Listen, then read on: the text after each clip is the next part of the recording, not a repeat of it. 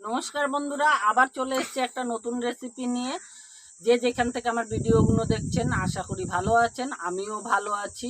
আজকে করব আমি গাজরের গজা।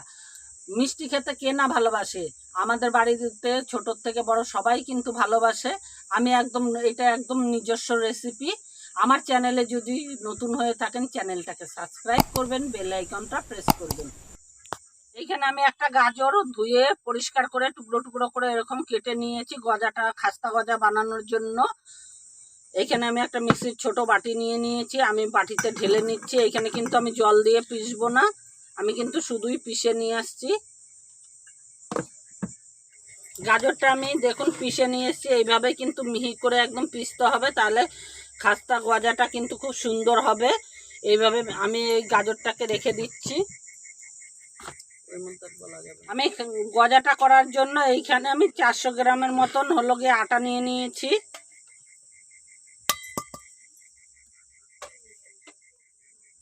এইখানে আমি যে পরিমাণে 400 মতন আটা নিয়েছি, পরিমাণ মতন নুন দিয়ে দিচ্ছি। হাফ চামচের মতন বেকিং সোডা দিচ্ছি। আমি বেকিং সোডাটা আর নুনটা ভালো করে একসাথে করে মিশিয়ে নেব আটার সঙ্গে।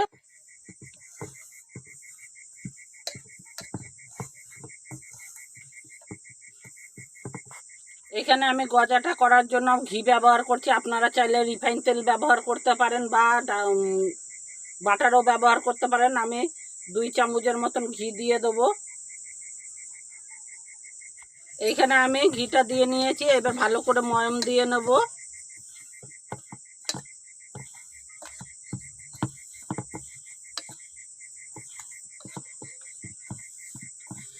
ভিডিওটা শুরু থেকে শেষ পর্যন্ত থাকার জন্য অনুরোধ রইল।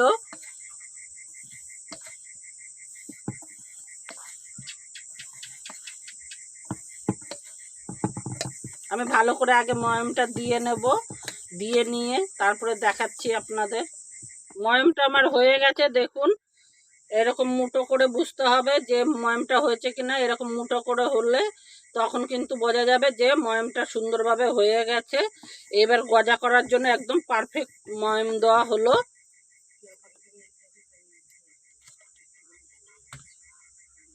আমি যে গাজরটা পিষে রেখেছিলাম সেটা আমি নাবিয়ে নিচ্ছি ময়মের ওপরে। এটা দিয়ে আমি এবার মেখে নেব।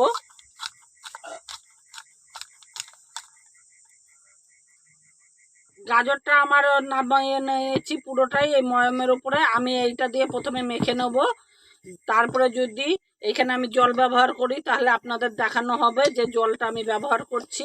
আমি এইভাবে আগে গাজরটা দিয়ে সুন্দর করে মেখে নিয়ে দেখাচ্ছি আপনাদের জল ব্যবহার করতে হচ্ছে কিনা।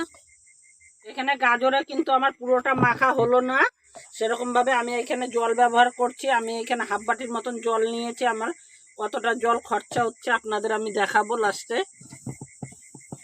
ডোটা কিন্তু একদম শক্ত করেও মাখা যাবে না, আবার একদম নরম করেও মাখা যাবে না। একদম মসৃণ করে মাখতে হবে যাতে খাজাটা খুব সুন্দর তৈরি হয়। এখানে আমার আটাটা মাখা হয়ে গেছে, দেখুন এরকম নরমও করিনি আবার শক্তও করিনি, এরকম করে মাখতে হবে কিন্তু। আর এইখানে আমি হাফ বাটি জল নিয়েছিলাম, হাফ বাটির মধ্যে আমার 3-4 চামচের মতন জল ব্যবহার করেছি। এইখানে আমার মাখা হয়ে গেছে। আমি চাপা দিয়ে রাখছি অন্য কাজের জন্য, আমি পরে দেখাচ্ছি আপনাদের। আমি আগুনটা জ্বেলে কড়াইটা বসিয়ে নিয়েছি। আমি শিরা করার জন্য এইখানে 1.25 বাটি চিনি নিয়েছি, আর আমি এইটা 1.5 বাটির মতন জল দিয়ে দেবো। আমি কিন্তু এইখানে শিরাটা কিন্তু একদম হালকা করব না, আমি কিন্তু একটু গাঢ় গাঢ় করব। এইখানে আমি চিনি আর 1.5 বাটি জল দিয়েছি। আমি যতক্ষণ চিনিটা না গলে ততক্ষণ অপেক্ষা করব। এইখানটায় এইভাবে নাড়তে থাকবো সমানে। শিরাটা আমার তৈরি হয়ে গেছে। খুব মোটাও করব না আবার খুব পাতলাও করব না, এখন কিন্তু গরমের জন্য, সেজন্য শিরাটা হালকা আছে, কিন্তু এরপরে ঠান্ডা হলে গাঢ় হয়ে যাবে। আমি নাবিয়ে নিচ্ছি শিরাটা। ময়দাটা আমার এদিকে চাপা দিয়ে রেখেছিলাম আমি 10 মিনিটের মতন, হয়ে গেছে। আমি নাবিয়ে নিচ্ছি। এটা নাবিয়ে আমি একটুখানি আবার মেখে নেব। এখানে কিন্তু আমি একটু বড় সাইজেরই লেচি কাটবো, রুটির গোল্লা যেরকম করি সেরকম না, তার থেকে একটু বড় করে কেটে নেব।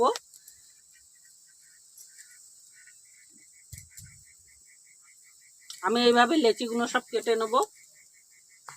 এইখানে আমার 5টা গোল্লা হয়েছে, আমি 4টে গোল্লা তুলে রাখছি, আর একটা গোল্লা নিলাম, আমি বেলে নেব। এবার এখানে আমি শুকনো ময়দা দিয়েই বেলবো।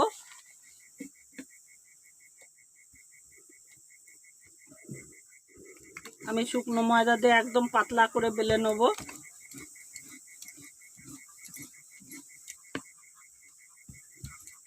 এখানে আমি এরকম ভাবে বড় করে 5টা রুটি বেলে নিয়েছি, আর আমি এখানে একটু করে বাটার লাগিয়ে নিচ্ছি। আপনারা চাইলে এখানে তেলও ব্যবহার করতে পারেন।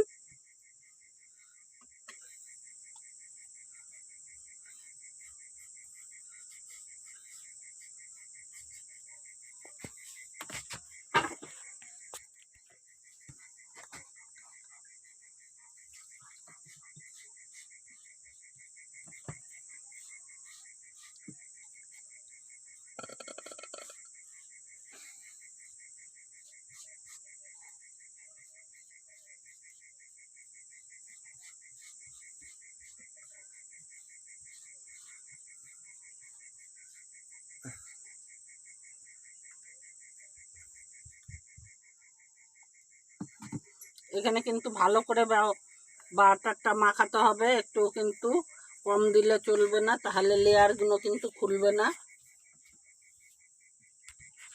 ভালো করে হাত দিয়ে মাখিয়ে নিলাম এইভাবে।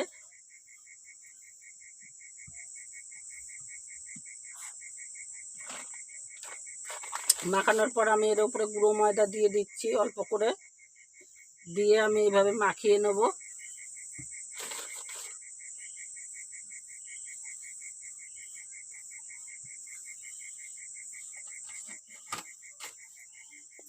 গুঁড়ো ময়দাটা আমার মাখানো হয়ে গেছে। এর উপরে আমি যে রুটি বেলে রেখেছিলাম আবার একটা দিয়ে দেবো।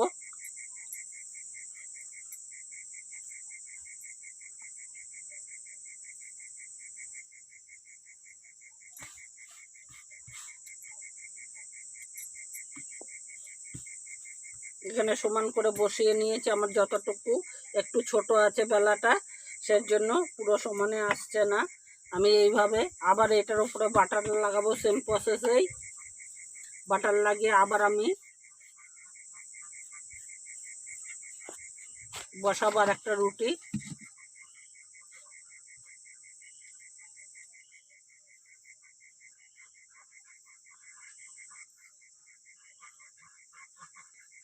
এখানে কিন্তু বাটারটা একদম গলা বাটার লাগানো যাবে না, সেজন্য আমি কিন্তু হাত দিয়ে মাখাচ্ছি।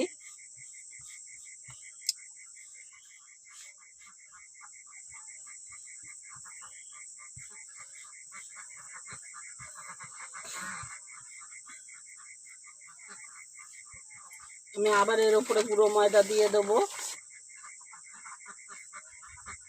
শুকনো ময়দা দিয়ে আবার এর উপরে একটা রুটি বসাবো।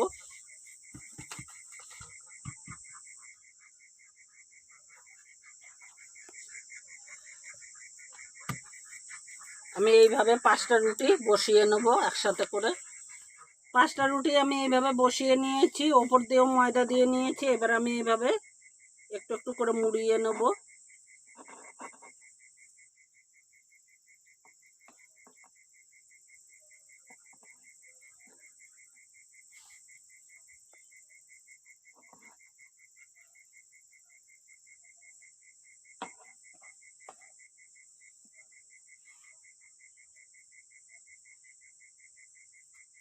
এবার যখন মোড়ানো শেষের দিকে হয়ে যাবে তখন আমি একটু জল নিয়েছি, এমনি সাদা জল নিয়েছি, এইখানটা যাতে না খুলে যায় ভাজার সময়, সেজন্য একটু ভালো করে কিন্তু জল দিয়ে আটকে নিতে হবে।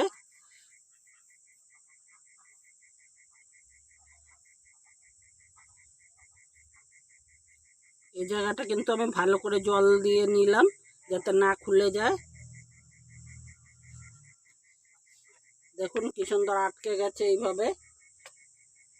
এবার আমি এটাকে একটুখানি, এই যে খুলে যাচ্ছে দেখেছেন, একটা একটার পরে রোল করে করে দিতে হবে। যাতে সবকটাতেই লাগে,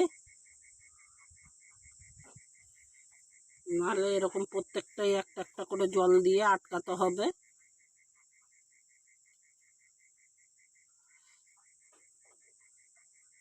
আমি প্রত্যেকটার মুখেই জল দিয়ে আটকে নিলাম, যাতে খুলে না যায় ভাজার সময়।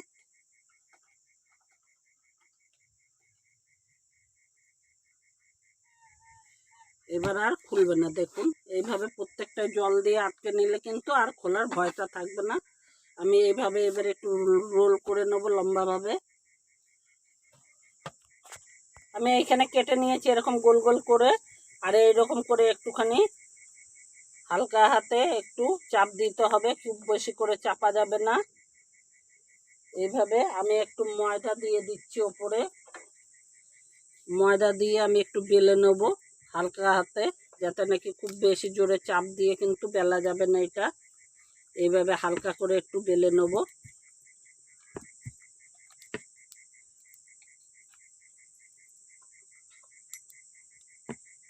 এভাবে আমি বেলে নেব সবগুলো।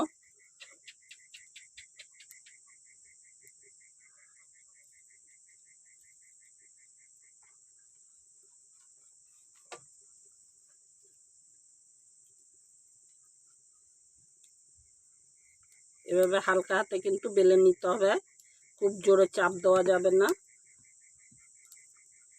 এইভাবে আমি সবগুলো রেডি করে নেব। তেলটা আমি গরম বসিয়ে দিয়েছি, আর আমি গজাগুলো তৈরি করে নিয়েছি। এইভাবে আমি বেশি না, তিনটে তিনটে করে গজাগুলোকে ছাড়বো, ছেড়ে একটু উল্টে পাল্টে দেবো সঙ্গে সঙ্গে, তাহলে লেয়ারটা সুন্দরভাবে খুলবে।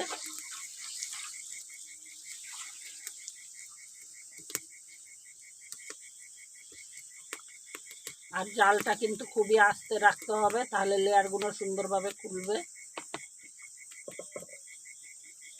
আমি এখানে একটা ছান্তা নিয়েছি আর নিয়েছি, এরকমভাবে বসিয়ে দিতে হবে। বসিয়ে একটুখানি এরকম করে দিলে কিন্তু লেয়ারগুলো সব খুলে যাবে। সব কটা গজাই এরকমভাবে বসিয়ে দেবো।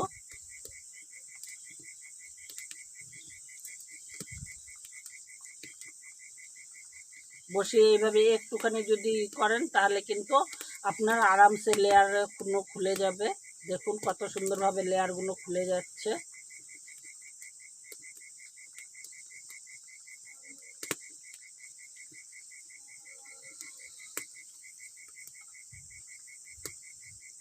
দেখুন লেয়ারগুলো কি সুন্দরভাবে খুলেছে। এইভাবে আমি উল্টে পাল্টে ভেজে নেব লাল করে। এইভাবে একটু ছড়িয়ে ছড়িয়ে দিলে লেয়ারটা কিন্তু খুব সুন্দরভাবে দেখা যাচ্ছে। দেখুন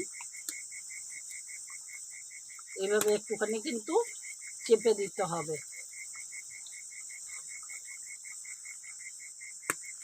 এটা নরম থাকতে থাকতে কিন্তু চাপতে হবে, নাহলে কিন্তু আপনার ফুলে যাবে জিনিসটা। দেখুন লেয়ারগুলো কিন্তু খুব ভালো করেই বোঝা যাচ্ছে এইখানে। এইভাবে আমি উল্টে পাল্টে ভেজে নেব। আমি উল্টে পাল্টে লাল করে ভেজে নিয়েছি। দেখুন কত সুন্দর লেয়ারগুলো কিন্তু খুলেছে। দেখে আপনারা বুঝতেই পারছেন লেয়ারটা কত সুন্দরভাবে খুলেছে। আমি এইভাবে লাল করে সব ভেজে নেব উল্টে পাল্টে। দেখুন আমি লাল করে ভেজে নিয়েছি, এবার নামিয়ে দিচ্ছি।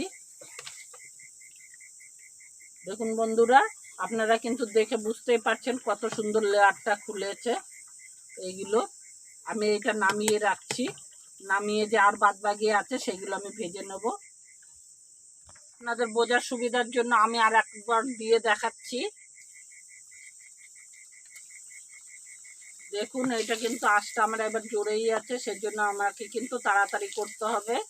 গ্যাসে করলে মিডিয়াম আঁচে যদি করেন তাহলে কিন্তু খুব সুন্দর হবে, লেয়ারগুলো খুব ভালো খুলবে।